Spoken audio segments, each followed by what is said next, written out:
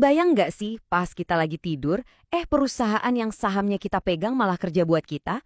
Transferin uang tunai langsung ke rekening kita gitu aja? Ini bukan mimpi loh. Yuk kita bongkar bareng-bareng gimana caranya.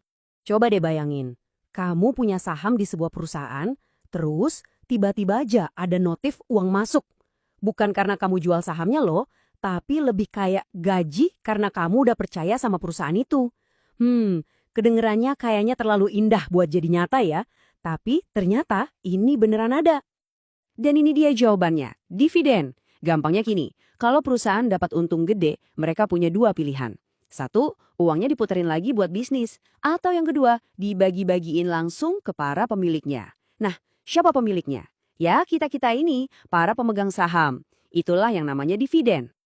Oke, ini bukan cuma omong kosong atau teori di buku aja ya. Ini tuh peluang beneran yang lagi ada di pasar, sekarang juga. Nggak percaya? Yuk, kita intip buktinya. Coba deh, lihat layar ini. Ini bukan data bohongan, ini daftar beneran saham-saham yang sebentar lagi mau bagi-bagi bonus.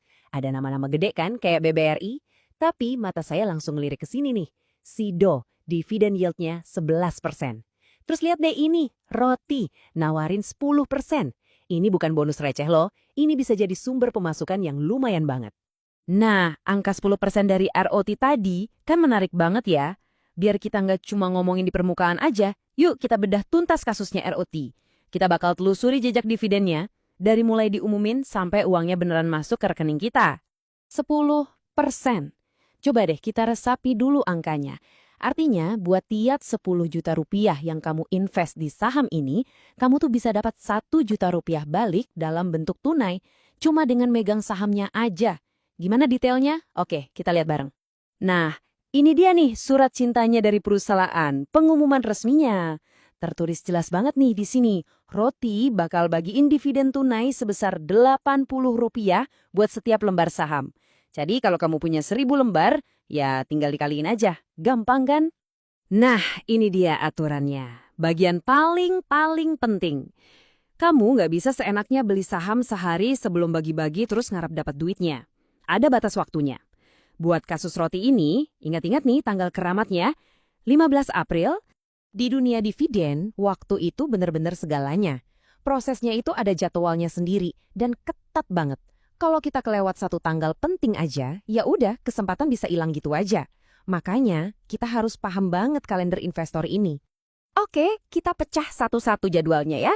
Pertama, come date, 15 April. Anggap aja ini hari terakhir pendaftaran, kamu harus sudah punya sahamnya di hari ini. Kedua, ex date, 16 April. Nah, ini hari terlambatnya. Kalau kamu beli di tanggal ini atau setelahnya, kamu nggak bakal dapat dividennya. Ketiga, ada recording date, 17 April. Di hari ini, perusahaan bakal kunci daftar nama siapa aja yang berhak dapat. Dan terakhir, hari yang paling ditunggu-tunggu, payment date, 24 April. Cek rekening deh, duitnya udah mendarat. Biar lebih gampang lagi, gini deh analoginya.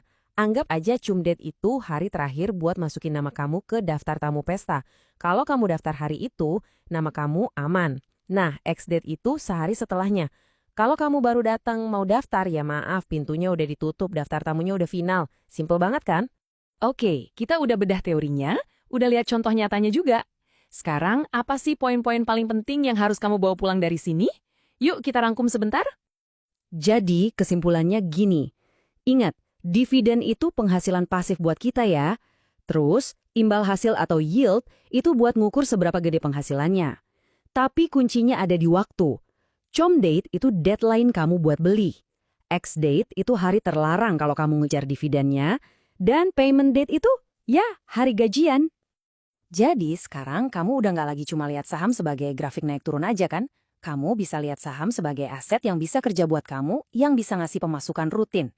Pertanyaannya sekarang udah bukan lagi, apa itu dividen? Tapi, setelah kamu tahu aturan mainnya, strategi dividen apa nih yang bakal kamu coba?